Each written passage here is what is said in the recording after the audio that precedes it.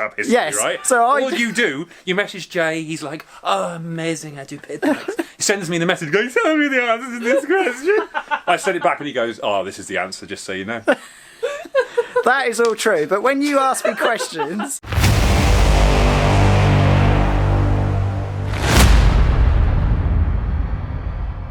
Alright guys, Pitbikesonic here, and we are back in the top secret engine facility. And as you can see here, one of my YX140s, specifically the YX140 that we have just done the Moped Mayhem with out of my CRF 70 bike, will be getting a full strip down. Now, one of my best ever videos I've done is the full strip down with Sean a couple of years back, and we're basically going to be doing that again. So it's just going to be a little update video, a 2025 video now, of just stripping this engine down and just refreshing everything basically. So this engine came out from the Moped Mayhem, and as you saw, apart from the stator starting to burn out, it ran really well. It still felt powerful.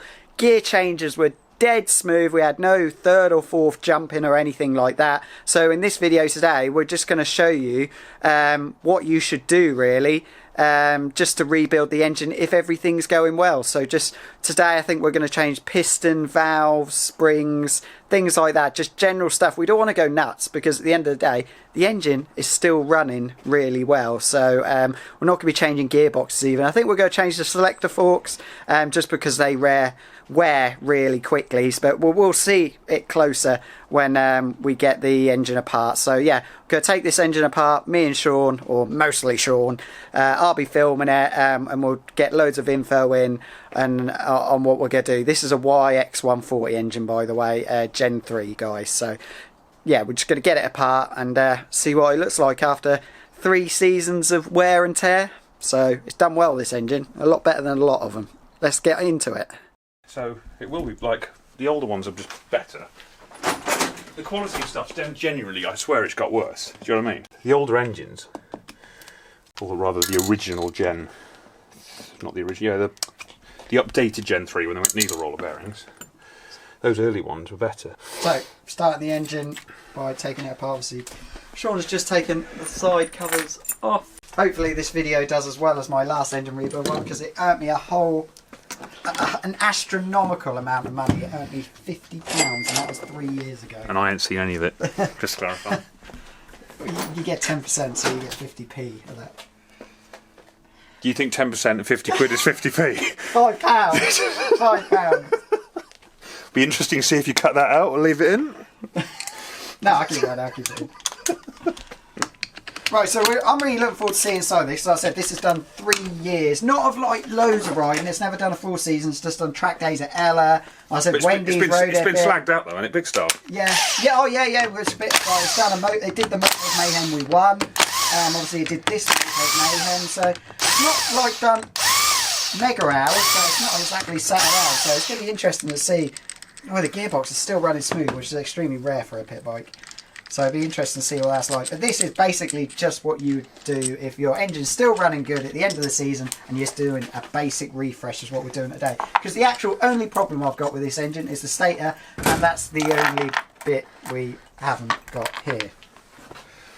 So I'm going to have to do that later. It's also worth pointing out this was never a fast engine, was it? This was literally like a bog. No, it's hasn't even got a metal gasket in it. It's just a bog standard engine. But she's just kept going and going. It's done the like I said, Pitbikesonic hot laps, days up Ella, Wendy riding it.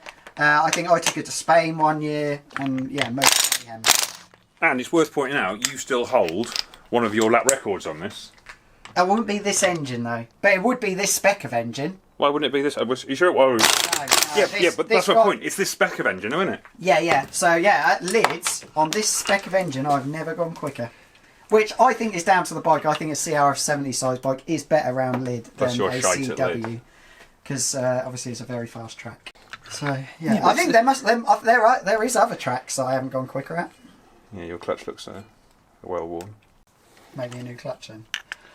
Oh, it's too late now, isn't it? It's going back together. If it's not, you're not feeling any notchiness, so no. It's the usual thing. Clutches are like you can do a clutch while it's in the bike. So if it ever gets to a point where you're not happy with other clutches, you can just do a clutch replacement on its own. Oh, I won't anymore. You're retired. You won't be there anymore. No, I'm not going to be able to hold your hand at race meetings anymore.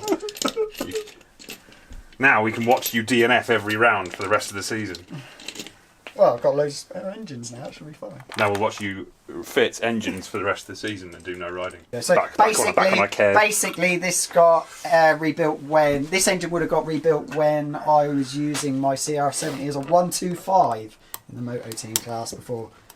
Keith, back when you cheated. Yeah, before Keith kicked off and never allowed 12-inch wheels in the moto team class ever again.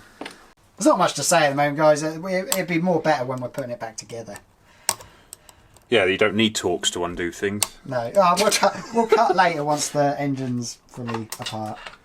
So we found we said we wouldn't film stripping it down, but we just found one thing. So this cog. Yeah, it was just the tensioner wheel should have teeth on it. So yeah. But not only has it not got teeth on it, it's now we'll show you in a minute. It's a funny shape. We'll show you what. Don't matter if it doesn't jump out of gear. It's not the sorry. It doesn't jump a tooth, but it just what you're basically doing is you're losing cam chain tension. You can probably see that's at maximum extension, and that's quite slack. All good so far. Nothing apart from that cog. Nothing to report so far. All looks hunky dory. Now bad to see piston wear or anything in there. To be fair, the one thing I will say is you can tell it's running nicely. It's not wet. It's not really carbonated. And what's quite amazing is that the amount of mileage it's done. It's running really well in terms of jetting and everything else because you can see there's still silver. There's still aluminium air. There's no build up. Everything's dry, which basically means that it's not getting wet. It's not either getting wet from over fueling and it's not getting wet from any sort of blow by. So in fairness, it shows it's been running well. Looks brand new, yes, Sean? Well, it looks alright. Barrel's all good. Piston is good. Not a lot of blow by at all. Like I said, there's nothing really in the head. Piston's still very, very polished all the way around. One little dark area just there. But yeah, like I said, it's probably been running as well as you say it has. So there we are. The cranks are now split in half. Sean is now inspecting what is the most common problem on these bikes, which is the gearbox. And I'm hoping he's going to tell me, oh my god, this is amazing. There's no wear on it whatsoever. So this is the most common part. There is some wear on it. Okay. But if it's not jumping, it's not jumping. So what you're looking at is your engagement dogs for fourth gear, which is your positive, your external ones on third input gear. Also, ooh, look at the state of them teeth, Jay. That's fucked, isn't it? Look at that. Pitted to buggery as well. It runs so nice. Well, it's not going much longer. Oh, don't say that. They're indented. You can see it. Can you even pick on the camera? Look how you can see how indented that is. You see where my fingernail is. You can see that big dent. Yeah. Got it now. Yeah. So what happens next is this is the funny thing, right? You can have one like this. It runs beautifully. It doesn't jump out of gear, and you think, brilliant. I'm just going to keep running it, and then eventually, what it does, it rips all the teeth off third gear. You've had that before as well, haven't you? Mm. That's what will happen because all these happen. They're so soft. You get pitting. That's these little indents on the surface of the tooth, and you can kind of see there. You got literally it's starting to dent the tooth surface. If you looked at it side on, I'm not sure the camera will pick up on it, but you can literally see there's like a negative U shape on there rather than like a positive involute. Yeah, I can see it. And yeah, the next step is eventually what will happen. One of these teeth will go, and it'll literally just shear every single tooth off third gear, and it'll make an awesome noise. So really, you could do with a new gearbox. I don't think I'm taking this engine home today. Well, no, because I've got like a million gearboxes, so I'm not worried about gearboxes. We just if I could find a decent second-hand one, we'll just put a decent second-hand one in. The gearbox is not as good as what we... No, it's the usual thing. Just because it doesn't jump doesn't mean the gearbox is in perfectly good condition. That's what I will say to people. Same thing. Unfortunately, even if you think it's running mint, you should really pull it apart at the end of every year. Unless you don't care about it shiting itself at some point, because it will. Right, so there you go, guys. Just to prove, even though that bike or that engine was running absolutely mint, it doesn't mean that inside it is not about to be a ticking time bomb. And that's pretty much what pit bike engines are like. I like to think of pit bike engines as like a psycho girlfriend or a psycho missus. Like, they're running lovely, like you're going out with your missus, you're touching butterflies in the park, everything's brilliant. And then you wake up in the morning and she's keying your car because you're having sex with someone in one of their dreams. That's what pit bike engines are like. They will just go like that. They will just go completely wrong when you think everything is just magical and life can't be better. That's what pit bike racing is. So yeah, it's the best thing just to keep on top of it at the end of every season. Just yeah, strip it down, have a look at it, and that's what these videos hopefully are going to help you do. So yeah, Psycho Girlfriends, that is what a pit bike engine is. So I was just saying, you're not getting a lot of jumping on this engine, because at the end of the day, like you can see, that's literally brand new. This one's got the tiniest bit on the heel, a little bit on the face there, but effectively, because these pads here have still got material in the right place, it's holding all the gears where it's supposed to, which is why you're not getting any jumping. This one, ironically actually, which is the less common one's actually got full face pad wear on there. But again, I think we've said this in previous videos, but just a reminder, at the end of the day, whenever you pull these things apart, always replace the selection forks. Just always. They cost 15 quid, always replace them. 100%. Unless you pull them out and they're immaculate, which you'll probably get on. So just to give you an idea, if you look down here, this is my engine that I'm currently selling. If you want, this is the one that's on Facebook. It will look a lot better than that. This is the Bucci gearbox there. Look, that's 370 quid's worth.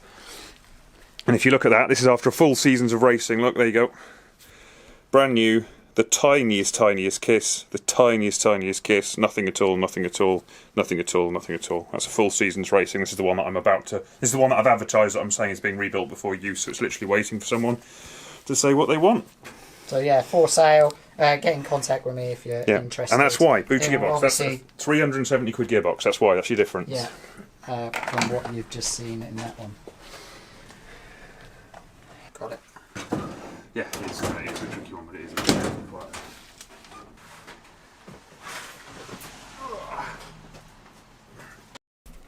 Pit bike gearbox heaven. Look at all of them. So, there you are, that's a good example of one that's got plenty of life left. No damage on the teeth. No damage on the dogs. So we'll take that. And this is what racing and building engines for 10 years looks like. And this isn't even all my stuff. I've got about 15 used piston barrel combinations. In fairness, that's the sort of thing that dug you out of trouble at Ella Park at the last round. Yeah, just stuff just to laying about. Now, your fourth input gear is not too bad, but if I can find a better one like that, then we'll use that. Dog wear, just for people who are aware, so this is Gearbox lesson. So you're looking at two things. Now, let me just clean it off. So, your area you're caring about with engagement dogs, these are your 6 pockets, and you can see that they get, what happens is on the drive side, you get a little bit of rounding. So from brand new, these aren't chamfered, they have no broken edge, they're completely 90-degree square. And what you're interested in is how severe the rounding is on the edge of this. Now, proper bikes, you can actually get away with a lot more than you think. By that I mean if the dogs are slightly undercut, which means that they're literally angled against each other, so when they're driving they're trying to pull themselves into gear. These are completely parallel, and what you get with a bit of shaft bending, a bit of deflection, they constantly try and kick themselves back out of gear, and that's where pit bikes are particularly bad. They've got thin, wafty shafts, they've got flexible crankcases, and we put a lot of drive through them with a lot of grip. So whenever you're looking at your gears, you're looking at teeth, but on a pit bike you'll never see anything wrong with 4th gear teeth, 1st or 2nd, unless it's been going literally for hundreds of years. But every single one in here, all you see, here's Jay's one that just got out, teeth, knackered. Dog's okay, but in this particular, I'm not going to put that back in, even though it doesn't jump, those at some point those teeth are all going to come off. And you can just see another one, look here, taken out at some point during the year. That one's even worse, look. Absolutely destroyed. And that's because the contact area on 3rd gear, this face contact, is just simply not enough. So it doesn't matter what you do, and this is why you need to keep on top of your oil. You need to keep on top of oil changes. It doesn't matter about the quality of oil. I kind of always say this, and people, you'll see recommendations on the internet. I'm not going to give you a recommendation on oil apart from always use a semi-synthetic or a mineral oil. Don't use fully synthetic because the clutches don't like it. But really, it's not quality of oil that saves these. It's constantly changing your oil. You get so much fluff, you get so much debris into your oil on these things. The oil gets burnt so much that you end up with low oil. And it does destroy the gear teeth, because what actually happens is you don't actually have metal on metal contact. However much you think you do, you've actually got a very, very thin layer of oil acting as a boundary layer. And what happens is if that breaks down, if your oil becomes poor in quality, effectively then you lose that boundary layer and you do get metal-on-metal contact. And I'm not joking, it doesn't take long to wreck a set of teeth when you lose that. So, Chris Wells, great example, never puts oil in his engines, always destroys gearboxes. It's amazing even for shift performance, like when it's jumping out of gear, do just check. And I don't mean check your sight glass on Gen 4s, I mean drop it. The Gen 4 sight glass is also notorious for saying that it looks like it's got half its oil in it, and you drop it and you'll pull 200ml out of it. Drop the oil, give them a good wiggle around, get as much out as you can, and put a fresh 650ml back in them. And do it every couple of rounds. Halfords, I've always used Halfords, like semi-synthetic motorcycle. Never use car oil, don't care how cheap you can get it, never use car oil, it has different additives in it. And yeah, so in this particular case, all I'm doing, I've got this box, and don't get me wrong, some of these they're not in this box because they're all knackered. You'll see hundreds of output shafts, and these are all immaculate. There's nothing wrong with any of these. It's just that they've always been paired with an input shaft, which has been no good.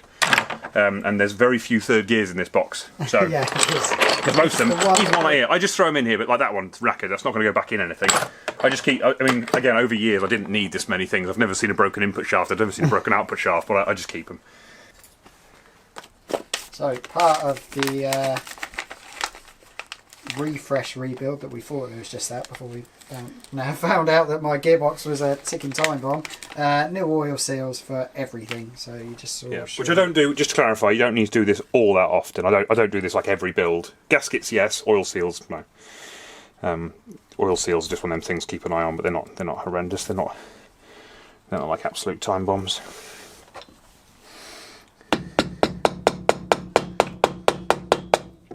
Race forks. So this is having race inverted commas forks. These are worth buying from Parker as well. Again, when you're after your little bit of extra, every little bit of reliability you can. And all these have got is a third pad, so basically in the middle. And all that means is when you get the inevitable bit of rocking going on like this, you basically get more support at this point, helping to hold the gear square and trying to avoid that. Anything that keeps the dog squared up and stops them trying to kick out. So this third pad. You will often find that this wears quite heavily because it's doing so much work, but it's worth doing. see what you're doing. You don't actually look at, like, despite the fact that you've stood by me for like 1 million engine rebuilds. I have no clue. And you've still no clue what the fuck's going on. What's the torque setting on those clips? You're just a pretty face, aren't you? That's all it is. You're just the face of pit biking. If the face of pit biking was a, what do we always call you? You're a Swedish lesbian. Yeah, something like that. If anyone's ever done anything practical in life and just had that one dickhead who's always over their shoulder, just constantly fucking getting in the way, that's a lot what this feels like. I'm going to sound like Darth Vader on your microphone at the moment. Fucking asthma like it is. Okay, I am your father. Still be able to do it before you. Right, well, let's have a battle off. Let's see who can get there first. This is the first time, right, that you've ever decided to try and accept a challenge when you're already miles ahead. So that is the gearbox all back in, not with a brand new third gear, but one. It'll certainly do another 10 laps. Yeah. So yeah, it's the psycho missus that you've just met, and she's not gonna like be keying your car the next day. But she will be next week. Yeah, next week maybe. Yeah, definitely. All over the place. Yes! More scavenging. Just the other thing that's worth pointing out, I don't know if Parker still does this, harass him to make sure he does. This is an uprated set of crankcases. You can tell because it's got a completely fucking useless casting lug on the top, a big square block here. I'm very lucky to have one. Yes, because I bought a couple when he first... He'll tell you the story, it's very interesting, and he'll talk to you hours about it. But in a really happy voice. Yeah. But he will take your money happily.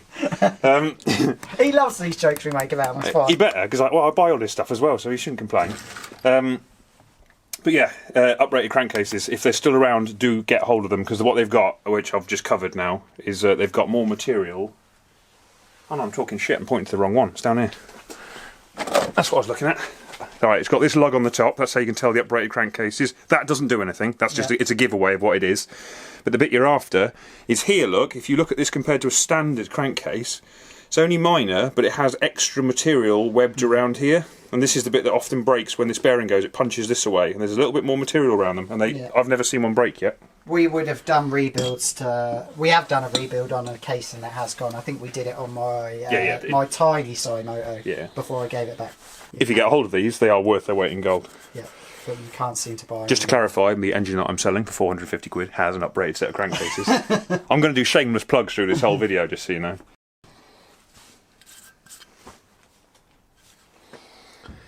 Don't smack it with a hammer. Ooh, tell a lie. You have to smack these with a hammer.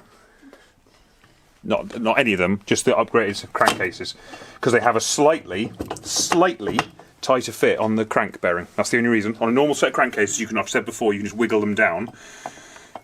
Don't hit any of this, none of this, none of this, none of this, none of this. Don't fucking hit anything hard, right? But all you do is you just gently tap. I always hit here. Can't break anything on there. That's just like a bit of solid metal that goes right through.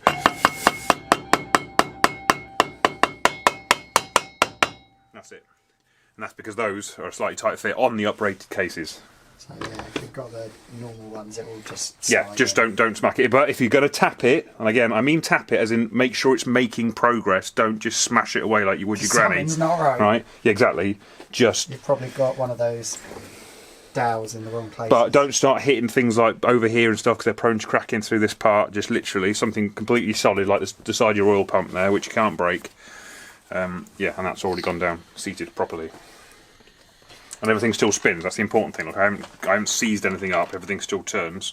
We're not going into as much detail as we did last time we did one of these videos. I'll put a link below up here to so if you want to watch a full in-depth rebuild, but we're going to go through torque settings because we got a lot of questions on that on the last videos. Which means you have to watch this all the way through. You want to put that at the very start, Jay. This is like torque settings. Yeah, yeah. And you'll know this from my first video. Tip, put one of the bolts in from the outer clutch cover in there to make sure it holds the gasket in the right place before you tighten it all up and discover then that bolt don't go in.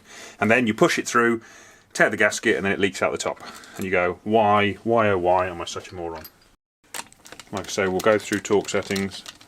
I can't care less if your aunt does it differently. I've been building engines like this for years with these torque settings. They've never fallen apart and they've never leaked. And I've never stripped a bolt. Talking about people who comment on the videos, it's nothing like... This is a YX140 rebuild. When people come at me with their semi-90 questions and 110 and 125, I think it all roughly is the same, yeah, Sean? 125s, 160s. They're all roughly the same. No. But I can't answer. They're not. They're not. So. They're not the same, and Jay can't answer your questions about YX140s anyway. No. Just to clarify, I could show you our WhatsApp history, right? So all you do, you message Jay, he's like, oh, amazing, I do pit bikes. He sends me the message, going, tell me the answer to this question. I send it back and he goes, oh, this is the answer, just so you know. That is all true, but when you ask me questions about like a C90 semi-automatic or a 160 or a Daytona or something like that, I don't know, and Sean doesn't know either. No. So but just to clarify, Jay doesn't know about anything. This is a YX140. He knows nothing about anything that you ask him, all right? If you want to ask questions, it's basically just a channel to me. That's what you're basically getting here. So, yes. Buy a torque wrench. Yeah, torque wrench. So now you can... All these questions we got on the last rebuild video, we're now going to answer. So what I do is I do 65 simple steps, all right? No, I don't. So go round 10 newton meters all the way round, and then finish off at 12 newton meters all the way around. So 10, 10, 10, 10, 10. And this is for the casing. 12. This is the first. This is the main crank casing. 12, 12, 12, 12. This is newton meters. Everything I'm telling you is in newton meters, not in foot pounds. Don't do it in foot pounds. We're not American. 12 newton meters. 12 newton meters. So that is the casing done. Then Gearbox M6. You will also remember from my previous videos, because you all studied it intently, make sure that selector drum is bottoming out that way, not on the gearbox. So work your way through the gears by twisting the shaft, turning it until it stops, and then you're not applying the torque against the prongs of the selector fork. You're actually just applying the torque against the bottoming out. So this, when we spin it through, it hits the end there, look, like that. What you're doing is you're applying the torque with just a pin, and you don't damage your selector forks. Same when you undo it. Hope that all makes sense to you guys. It doesn't make sense to Jay, he doesn't know what the fuck he's doing. This one, also 12. Don't put Loctite on it, right? I know people do put Loctite on this bolt, And what people do, if you're not careful, if you put a little bit too much on, it splurges behind the washer, and then the whole thing locks solid, or it doesn't run smoothly. So you run 12 on this as well. All I heard in that was splurge. Yep. So 12, so all 12 so far, yeah? 12 for your M60s here, 12 for that. Then clean off your rubber bung that you've got all lubricated. I've just cleaned off and splurge. That's all I've heard so far. Yep. And then I think I've said this before in previous videos, if you've got the plate and M6 to hold this in, great, you can buy it. If not, and it does fit to anything, it doesn't matter if it's a Gen 4 or a Gen 3. Yeah. I know what that is. It goes in... Oh, I'm well off. Yeah. Not even, missed the hole completely there, but not even close. It goes in that hole there. I know what that looks like. Just trying to force through a belly button there. Little bit of gasket sealant around this. You don't have to. If you've got the... I mainly do it not to stop it leaking. Well, it does... In a nutshell, I put it on there, stops it leaking, it stops it falling out. Blah, job done. And I don't bother putting... This one doesn't have the plate and fixing, but you can if you do, it goes into that hole there. And if you have it, do it to 10 Newton meters. Or 12, whatever you fancy. 10 or 12 will be fine. This is the one that just came out. It wasn't wet, that's me brake cleaner on top. But generally, you always see this on the skirt. This is, I say, fairly extreme. This has been a long time. So all this is the tiny microparticles of aluminium that get worn away from the select forks in the oil. This is why you keep replacing your oil, because you can't get round this. The oil circuit on a Gen 4 or a Gen 3 can't deal with it. So you just get this sort of fluffing on the skirt of the piston. It itself doesn't really do anything. It's just when it gets quite extreme. But you can see there, these sort of bigger spoil marks. This is just literally bigger particles, and this is why, back from earlier in the video, change your oil regularly, because you can't get round it. In terms of whether the piston's doing a good job or not, blow by. So north of the top compression ring, this is irrelevant because this is the compression side of the cylinder. So this middle ring here, this middle band, that's basically showing the side effects of how well this top compression ring's doing, and then the little strip just south of this band is showing how well the middle compression ring's doing. So if you've basically got no sort of bronzing south of your bottom compression ring, then you've probably got no blow-by going on. And likewise, you can always tell a pretty good piston, because also you won't have a lot of... you can see there's a dark patch there. And this is also why you misalign, if you see that. Both ring gaps, never align them together. Do them, I've said this in a previous video, when you fit the piston, always do them 180 degrees apart, because although they should be not much of a gap when they're pressed in, there's always a tiny gap, and the blow-by can't travel straight through both rings. But generally, it's in decent nick. There's nothing particularly wrong with that, and there's I said keep that in there. But at the end of the day, for the sake of what these cost, you just put a new piston in, which is what it's got, which is behind you. You can grab that other box, there's another square box in there. And I've mentioned this before as well, just do keep an eye on your big end. We had to change one. Yeah, big end, and that is just, it's not left to right. You'll feel, if you wiggle it this way, boop, boop, boop, you'll feel something, because that's just end float on the conrod. But if you try and go in to out, like pushing axially, you should feel absolutely nothing. If you've got even the tiniest amount, replace your crank, because it very quickly goes off a cliff. A tiny amount, the amount of force is going, it just gets worse and worse and worse, and it will. That's when it just run like a sack of crap. Right, so we won't bother you showing how the rings go back on the piston, or the piston goes back on the crank, because we've shown you all that before. And like I said, I'll put a link, or there would have been a link to the previous video we've done this, so we'll skip to when the piston's all back on. We also won't do lapping the valves in, that was also done in the previous video. So yeah, I'll get back to you once we're back on the torque settings again. So yeah, what we said earlier, the 3 years of wear, that's what the one that's just come out of the engine looks like. I said 3 years of riding, and that's what a new one looks like. So yeah, cam chain tensioner, it's a little rubber that goes on there, and yeah, as you can see, that is worn away significantly, shall we say. So yeah, it's easy for you to notice when you've got the engine apart. You'll notice that straight away. And obviously the chain tension was a little slack than it should be. Sorry, it's worth pointing out with that it's if you've got a normal head gasket, it won't be. It's important, but it's not super critical. If you've got a thin head gasket, that would have jumped to tooth. Yeah, but because there was a little bit more play involved, shall we say? Yeah. It didn't do that, so I was quite fortunate. I only had the paper one in, not the metal one in, which is now about to go in. While you're filming, 12 yep. Newton meters. Back on the torque settings. 12.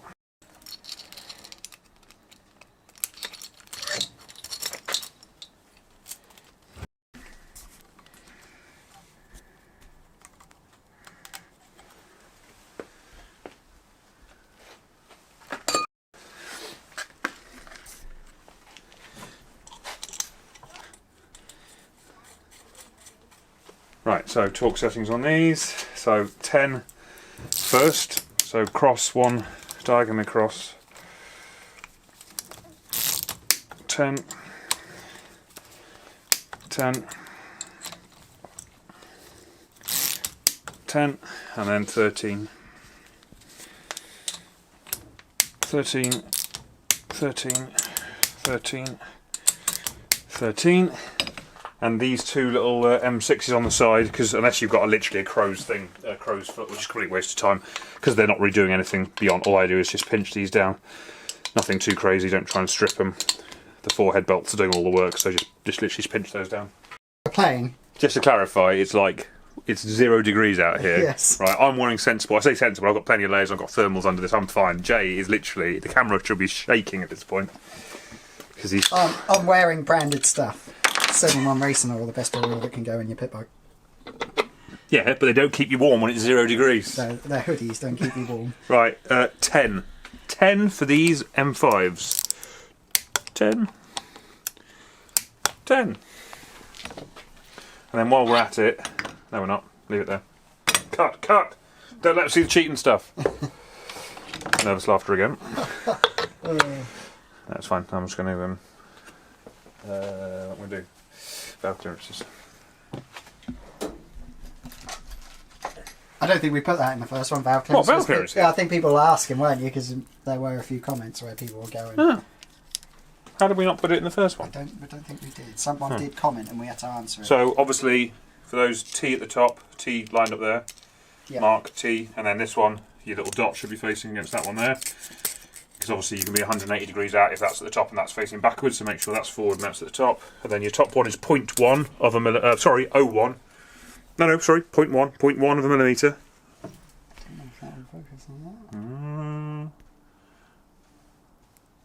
No, still. No, oh my God. Long intake. That's 0.1. We can just say it. People can hear me saying 0.1 of a millimetre. And they can really get a feel for what I'm doing based on that video there. These little tools are useful, by the way. They're not necessary, they're just useful. And with all feeler gauges, it should just slide in without any force, but shouldn't. Yeah, it should just feel like it's just gripping.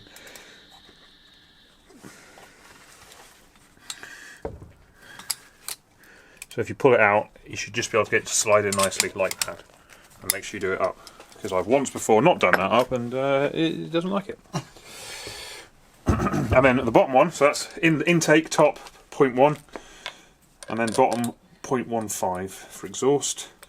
And while we're staring at this, we'll do the torque for these. It's 10 Newton meters again. Since a round theme. Well, they are, they're all M6 bolts, so many M6s, so it's just 10, 12 or 8.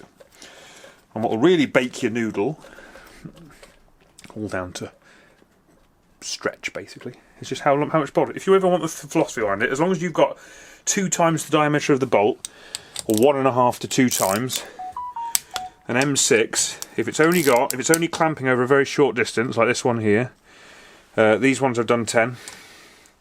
If it's clamping over next to no distance, it's 12. And if it's clamping over a long way, it's probably 8. But it's to do with bolt stretch. Think of it this way, right? Think of it as a long, stretchy spring. So if you've got a long bolt and you twist it, it's actually a spring. It tries to resist that. So if you put the same amount of torque on, you actually get more stress in the thread.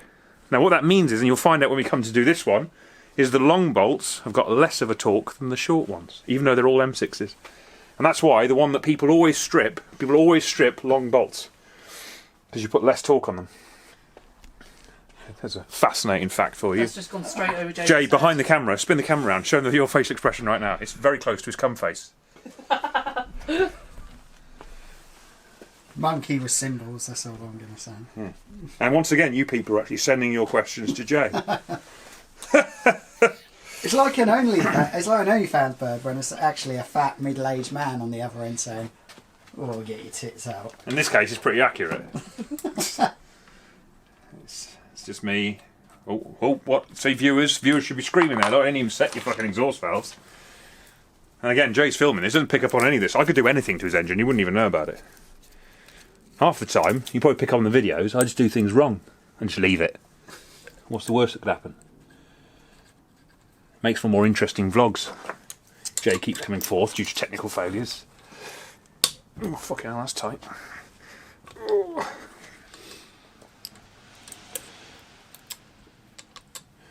So these are brand new valves, so when you put brand new valves in, they do seat in fairly quickly. So when you set your valve clearances, when you've fitted new valves, you should probably check them after the first.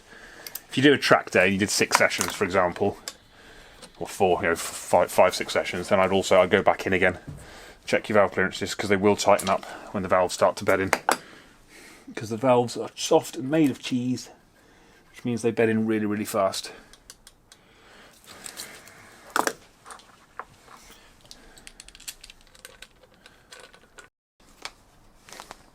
So this is the one. This is where it starts getting interesting. This is the one that people will strip. Because it's a long bolt. Because it's a long bolt. It was listening. M6, but if you do this to 12, you'll be picking the thread out at the end of the bolt. So you do this one to 8. And you'll feel it. As you're doing it up, you were like, ooh, that feels like it's going to go. And you haven't even got to 8 yet. That's it. That's fine. That's it. 8. That one. That one.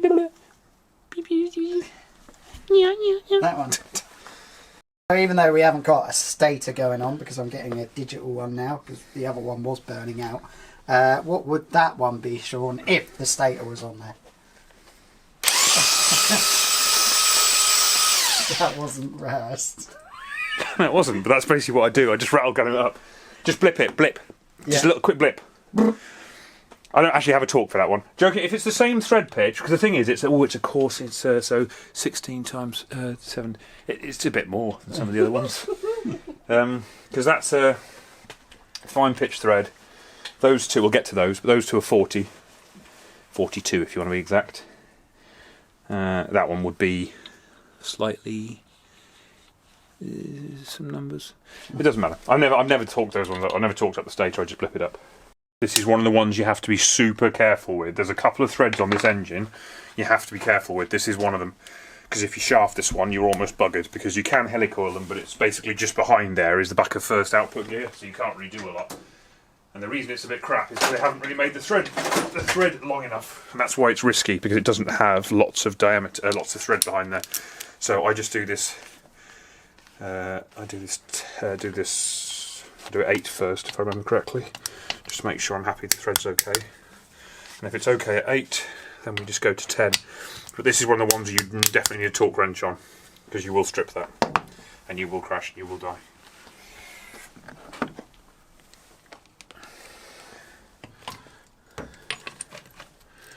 The torque wrench for circlet pliers is don't ask stupid questions. Just literally feel like I've got a minge right in my face here, big fluffy microphone thing. 70s proper one. Yeah.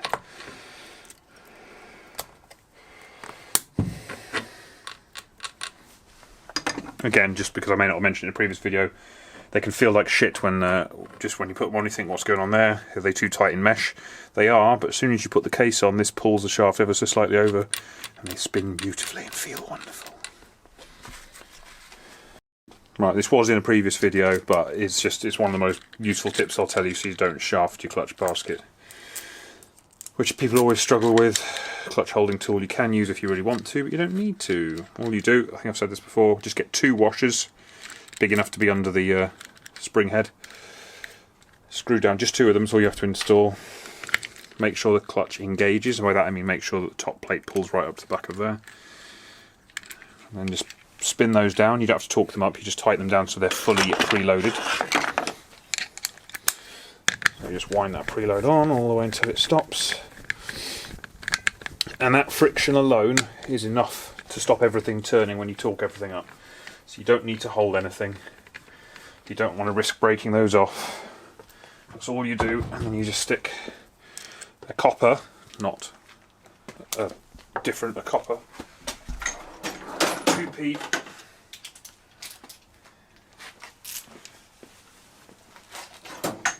Then you lose your tool that's designed to do it up with. Find it again.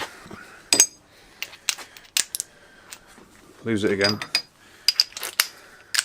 And then we're on 42 Newton meters for the clutch.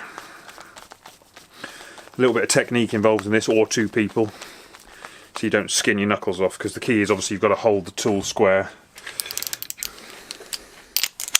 So 2p's in the tooth up there. And use your big strong arm, probably the one you wank with. Okay, and then just literally flip it over, upside down. Stick the 2p in the other side. Flip the tool over. Oil spinner, same thing.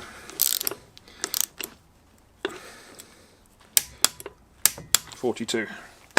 Do not forget to extract the 2p, or engine won't work.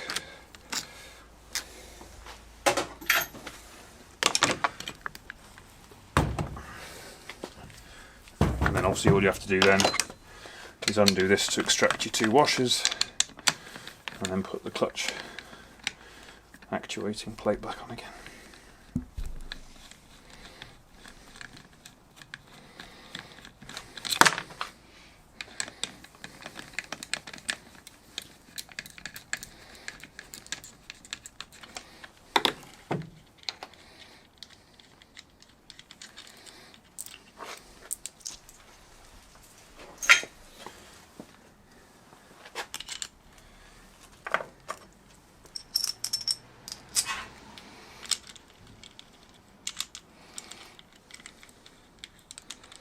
Jay can speed this bit up. Yes, I can. Oh, with my magical editing skills. Something that he is actually the editing's good. slightly better than average. If your average was taken off a load of a 3-year-old pre-pubescent badgers with no editing skills at all. Same sort of principle for like the head and stuff. Whenever you wind these down, don't wind one all the way down, bottom it out. Just do them a few turns at a time, just crossing around.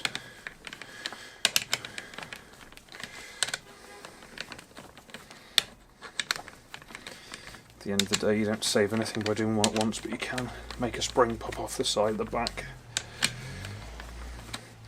I think I've said this before in a previous video, just make sure when you start to tighten this down, the top friction plate is right up against the face plate of the clutch. You should see no gap through there. If so, loosen it all off, give it a jiggle, and you'll feel it pop in, and then start tightening it up. That's all it needs. But if you don't, you'll end up building the whole clutch and it won't work. Matthew Linley.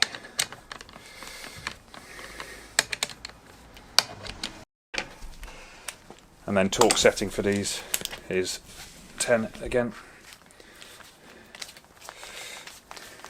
We're just on 42, so I've got to come down from 42.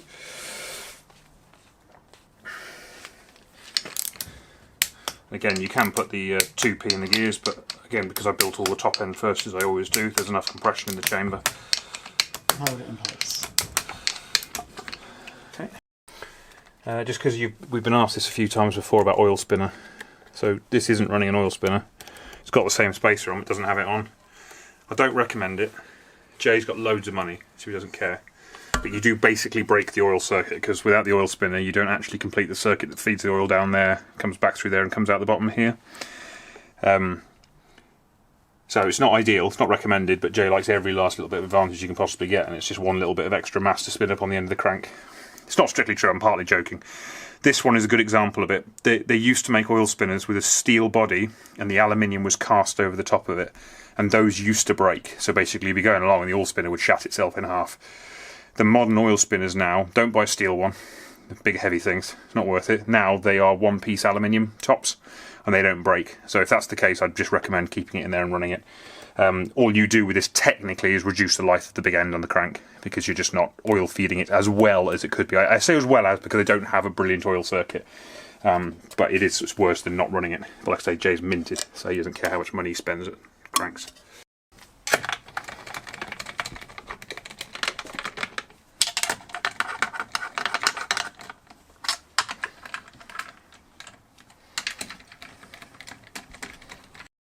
Right, bottom ones.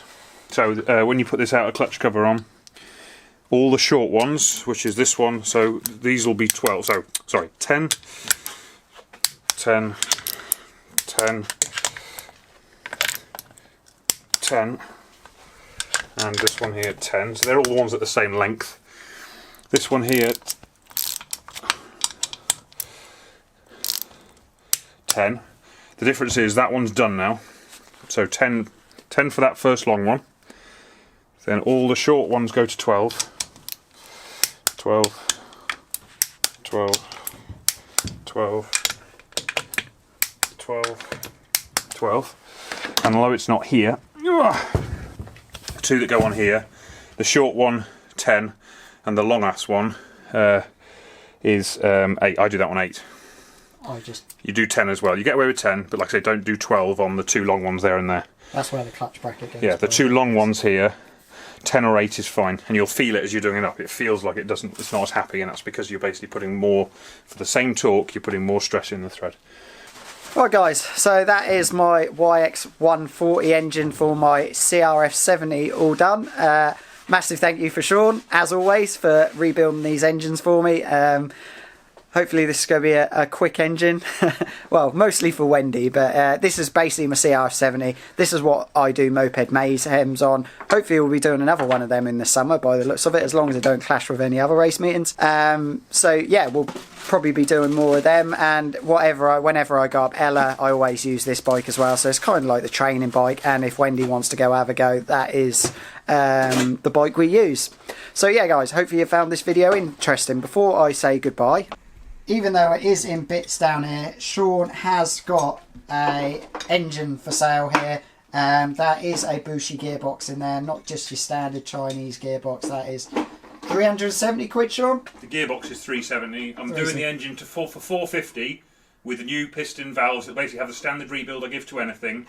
The only reason it's sat there in bits is because I'm also giving you the option if you want to have race shift that we can put a race drum in it, for example. So that's why I'm just leaving it for spec. So just so you know, that's there. It's nothing weird about it. It's because I'm packing in pit bike racing, so I'm selling all my pit bike stuff. So yeah, basically a custom engine for however you want it, and you've seen how thorough Sean is in his videos. So it's going to be a tip-top engine there for someone for 450 quid, and that's a hell of a lot cheaper than Parker's £800 ones, and it'll be just as good. So yeah. Hopefully guys you found this video interesting on another little 140 rebuild. Like I said, all the bits that we didn't put in this video, they will be in the other video, which I will put a link below, and there would have been a link above in the video, at this video at some point. So hopefully you found it interesting. We tried to put all the bits that people have commented on the other video that we missed out. So hopefully you found it interesting. Don't know what the next vlog will be. Hopefully we'll be back on track somewhere. Probably isn't going to be Spain now. But thank you for watching. Massive thank you to all my patrons. If you haven't already before, hit that subscribe button, and I'll see you again soon. Bye bye.